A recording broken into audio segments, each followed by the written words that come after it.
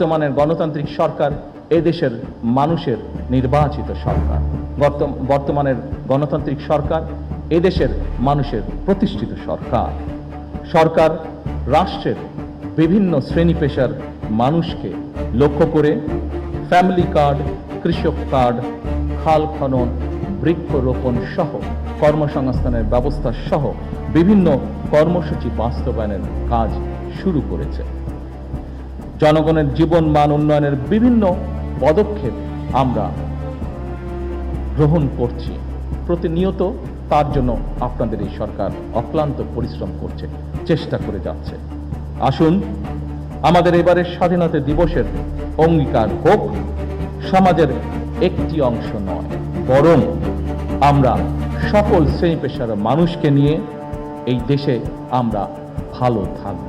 এটি হোক এই স্বাধীনতা দিবসের অঙ্গীকার।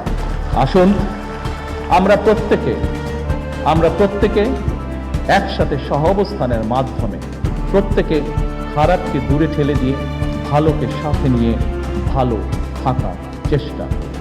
এই হোক আমাদের আজকের স্বাধীনতা দিবসের অঙ্গীকার, প্রত্যাশা, প্রতিজ্ঞা, শপথ। আল্লাহ হাফেজ। বাংলাদেশ জিন্দাবাদ।